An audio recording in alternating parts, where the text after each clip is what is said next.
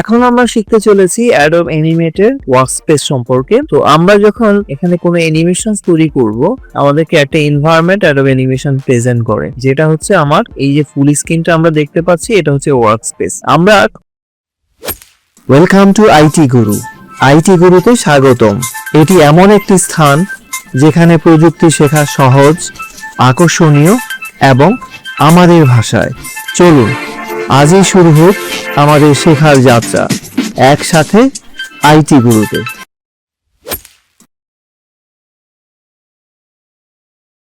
অন্য সফটওয়্যারগুলোর মতো এখানে কিছু কমন ফিচার্স পাবো, যেমন উপরে আছে আমার ফাইল মেনু, ডিফারেন্ট অ্যাপ্লিকেশনস নিয়ে আমরা এখানে কাজ করতে পারি বিভিন্ন মেনু থেকে। তার নিচে আছে আমাদের টাইটেল বার।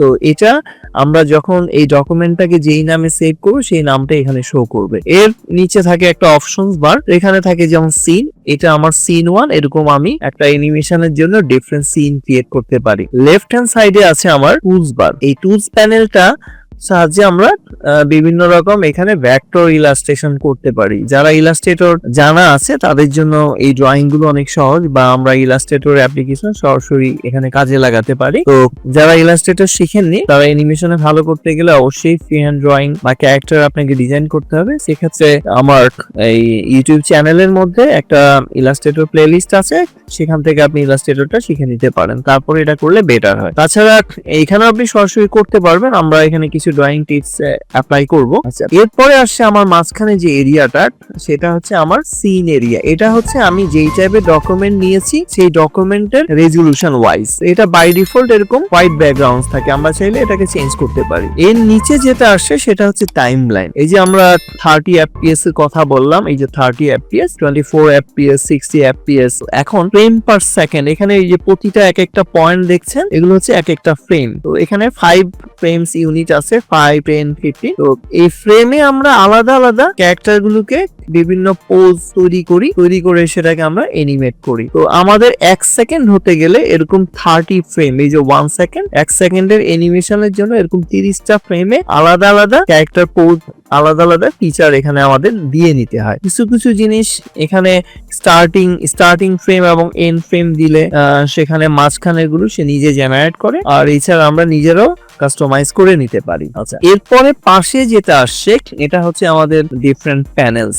এখানে যেমন asset panel, property panels, colour panels, align, libraries, এই প্যানেলগুলো থাকে। সেটাকে আবার এই যে কলাপস করে রাখা যায়। এই জিনিসটাকে আমি কলাপস করে ছোট করে রাখতে পারি, আবার এটাকে আনকলাপস করে বড় করে রাখতে পারি। আর নিচে এখানে আমাদের কিছু অ্যাসেট দেওয়া আছে। আমি যেহেতু এখন অ্যাসেটে আছি, এখানে বিভিন্ন ক্যারেক্টারস ইনবিল তৈরি করা আছে। তো অ্যাডোবের ভিতর থেকে এগুলো দেওয়া থাকে, আমরা চাইলে আমাদের অ্যানিমেশনের ভিতরে এই ক্যারেক্টারগুলোকে ইমপ্লিমেন্ট করতে পারি। ওকে, আচ্ছা, তো এরপরে এই যে ওয়ার্কস্পেসটা আমরা দেখছি, এটাকে আমরা কাস্টমাইজ করে নিতে পারি। তো এখানে আমাদের একটা ওয়ার্কস্পেস ফিচার আছে। আমরা যদি এখানে যাই যে ওয়ার্কস্পেস, অথবা উইন্ডোর মধ্যে আমরা এই যে সবার নিচে ওয়ার্কস্পেস দেখতে পাবো। এখানে প্রায় 7 থেকে 8 রকম ওয়ার্কস্পেস আছে। যেমন স্মল স্ক্রিন, যেটা আমার এই স্ক্রিনটা এরকম হয়ে যাবে। আমি যদি ধরেন আমার বেশি পরিমাণে আমার সিনের এরিয়া নিতে চাই, তখন আমি অন্য অংশগুলোকে কলাপস করে রাখবো। তারপরে আসছে ধরেন এনিমেট। আমি যদি শুধু এনিমেট ফিচারে কাজ করে চাই, এনিমেটের জন্য যা যা,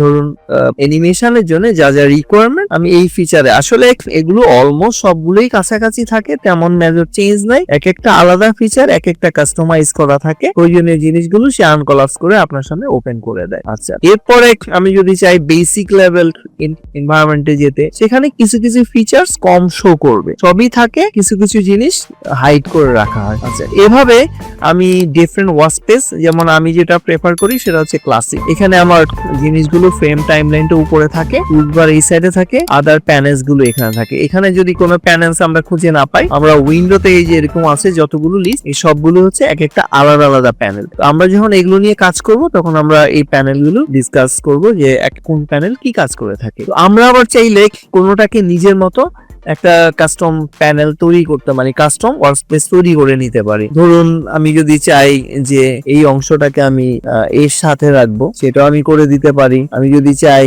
এই যে টাইমলাইনটাকে আমি নিচে রাখবো, সেটাও আমি করে দিতে পারি। ওকে, তো এখানে আমার যেমন এরকম থাকলো, আমি চাইলে আমার এই এরিয়াটাকে আমি সরিয়ে ফেলতে পারি। আমি চাইলে আবার এই যে এগুলোকে বাড়িয়ে দিতে পারি, বড় করে দিতে পারি। এখান থেকে যেমন উপরে থাকলো এগুলো, নিচে আমার এই অংশগুলো থাকলো, আমি একটা আলাদা ফিচার্স আমি এখানে ধরুন পেয়ে যাচ্ছি। ধরুন সে আপনি এইভাবে জিনিসটাকে সাজালেন, হ্যাঁ, নিজের মতো করে কাস্টমাইজ করে নিলেন, এবং আপনি ওয়ার্কস্পেসে গিয়ে এটার মাধ্যমে একটা নিজস্ব ওয়ার্কস্পেস আপনি ক্রিয়েট করে নিতে পারবেন, তৈরি করে নিতে পারবেন। তো আমরা যদি এখানে যাই, আমি যে ওয়ার্কস্পেস প্যানেলে যাই, এখানে যেমন এই যে এরকম আছে, হ্যাঁ, আবার চাইলে কোন একটা জিনিসকে আমি আগের মতো ফিরিয়ে আনতে চাইলে আমি এটাকে রিসেট করে নিতে পারি। আমি যদি চাই যে আমার ক্লাসিক যেটা ছিল আমার উল্টাপাল্টা হয়ে গেছে, আমি সেটাকে রিসেট করে নিতে পারবো। এই হচ্ছে মোটামুটি ব্যাপারগুলো।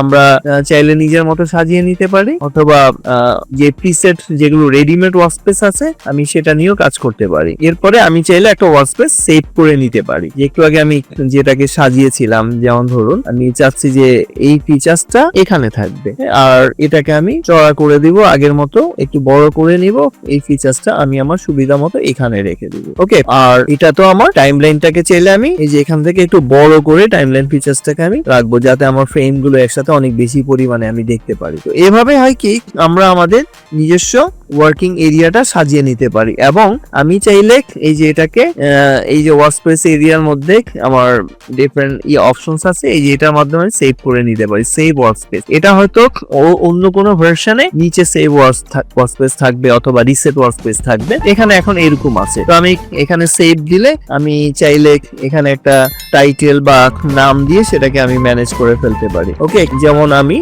এখন এই যে এটাকে এই ওয়ার্কস্পেসে গেলাম, এখানে আমি একটা নাম দেব, এখানে যেমন ওয়ার্কস্পেস 1। আমি চাইলে এখানে আমি যে কোনো নামে একটা নাম দিতে পারি। এটাকে ডিলিট করে দিয়ে সে ধরুন মাই ওয়ার্কস্পেস আমি একটা নাম দিয়ে দিলাম। নাম দিয়ে জাস্ট এটা দিয়ে দিব, তখন এখানে আমরা এই ওয়ার্কস্পেসটা দেখতে পারবো। কিভাবে আমরা সেটা দেখবো, এখানে আপনি দেখবেন আমি যখন এখানে যাই, যে ওয়ার্কস্পেসের ভিতরে যাই, এই যে ওয়ার্কস্পেস গুলো চলে আসে যেগুলো সেভ। আবার আমি চাইলে কোনো একটাকে বাদ দিয়ে ফেলতে পারি, কোনো একটাকে আমি চাইলে ডিলিট করেও দিতে পারি আমার যদি প্রয়োজন না হয়। ওকে, তো আমরা মূলত ডিফল্ট ওয়ার্কস্পেস যেটা ক্লাসিকটা আমরা ব্যবহার করব, ক্লাসিকটা এরকম থাকে। অথবা আপনি চাইলে এখান থেকে যে ডিফল্ট যে এসেনশিয়াল যেটা আছে সেটাও আপনি ব্যবহার করতে পারেন। তো এটা ফুললি হচ্ছে নিজস্ব চয়েস। তো আজকে এই পর্যন্তই। আপনারা এই ওয়ার্কস্পেসটা ট্রাভেল করবেন, কোন এরিয়াটা কোন জায়গায় আছে সেগুলো দেখে নেবেন। ওকে, তো পরবর্তীতে আমরা আমাদের কাজ শুরু করব। আশা করি আপনারা ততদিন পর্যন্ত ধৈর্য নিয়ে অপেক্ষা করবেন। সবাই ভালো থাকুন। শিখতে ভালো লেগেছে?